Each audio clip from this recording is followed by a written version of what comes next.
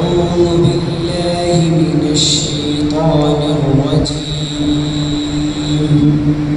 بسم الله الرحمن الرحيم. إن المتقين في ظلال وعيون وفواكه مما يشتهون. كلوا واشربوا هنيئا بما كنتم تعملون.